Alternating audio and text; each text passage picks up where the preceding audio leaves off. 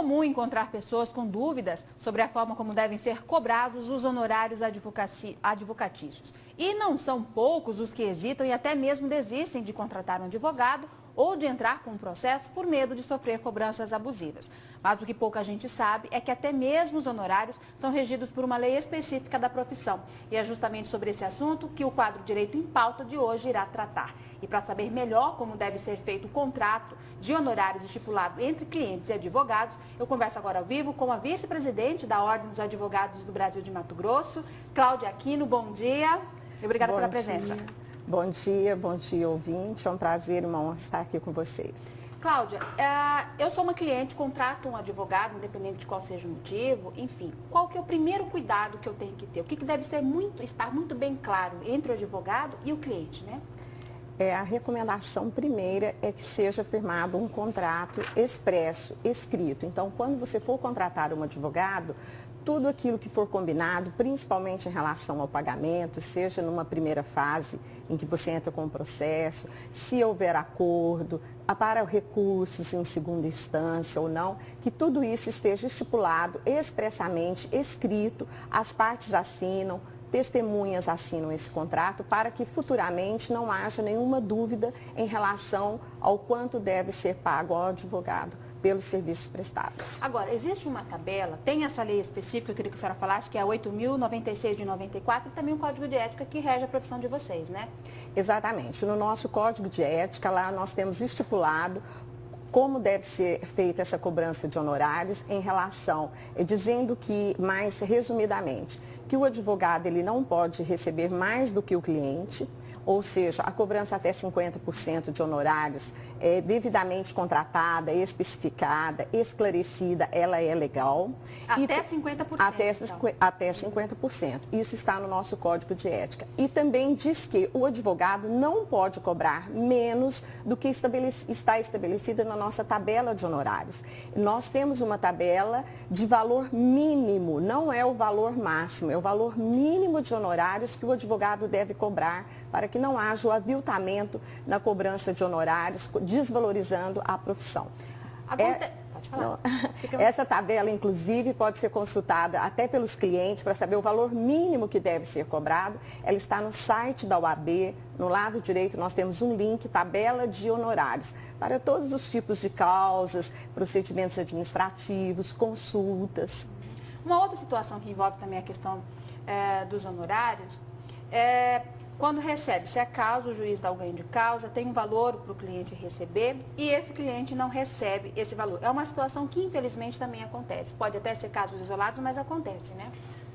É preciso também distinguir nessa sua pergunta que nós temos os honorários de sucumbência e os honorários contratuais. Para quem não sabe, o que significa? Os honorários de sucumbência são aqueles estipulados para o juiz e serão pagos pela parte que não venceu a causa e ele é o valor desses honorários, ele pertence ao advogado. Os outros honorários são os honorários contratuais, aquele que o cliente contratou o seu advogado. Esse valor, ele deve ser pago, deve haver uma prestação de contas, o advogado tem a obrigação de prestar contas ao seu cliente na forma como estipulado no contrato.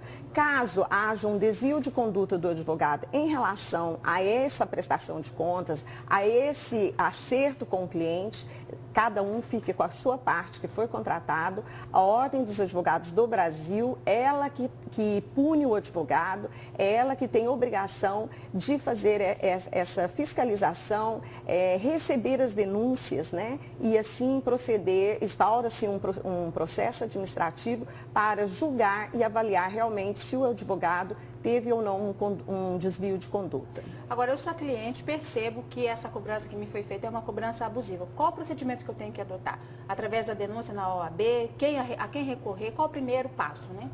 O primeiro passo é conversar com o advogado e discutir. Caso não haja esse entendimento e o cliente sinta que houve uma cobrança abusiva, ele pode sim procurar a Ordem dos Advogados. Nós temos aqui a nossa seccional de Mato Grosso, ir até lá e fazer uma denúncia. A gente tem números nacionais aqui, depois eu queria que a senhora falasse em números regionais, trazendo para a nossa realidade. Menos de 5% dos advogados do país, que corresponde aí a cerca de 800 mil advogados, respondem a processos no Código de Ética e Conduta.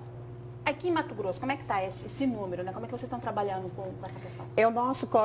O nosso Tribunal de Defesa, o nosso Tribunal de Ética e Disciplina aqui de Mato Grosso, ele tem sido considerado um dos melhores tribunais de ética do país. O tribunal, ele é célere. Nós temos um percentual muito reduzido de advogados que estão sendo julgados. Às vezes os números em números de processos podem ser maior, mas infelizmente às vezes é o mesmo advogado que tem várias condutas que está demonstrando um desvio de conduta, mas todos eles estão sendo processados e atendendo também o devido processo legal com direito de ampla defesa e contestar. E nós temos, sim, punido nos rigores da lei todos os advogados que têm desvio de conduta. Para a gente encerrar, doutora Cláudia, eu queria que a senhora reforçasse, então, a questão da postura correta, ética, que envolve, obviamente, a maioria dos profissionais, né? Foi até uma questão reforçada, uma fala do presidente da OAB na seccional Mato Grosso, e que eu queria que a senhora, obviamente, deve também querer reforçar, que são casos isolados, não reflete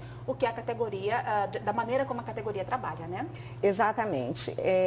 Em todas as profissões existem profissionais que podem não agir de acordo com a ética, e isso não retrata a maioria da advocacia brasileira, em especial aqui no nosso caso, a advocacia mato-grossense. Então, a sociedade, ela pode continuar tendo toda a credibilidade no trabalho das advogadas, dos advogados, e caso haja algum advogado que tenha esse desvio de conduta, a ordem está pronta para receber essa denúncia e tomar as providências devidas. Ok, muito obrigada pela presença, uma ótima semana. Muito obrigada pela oportunidade.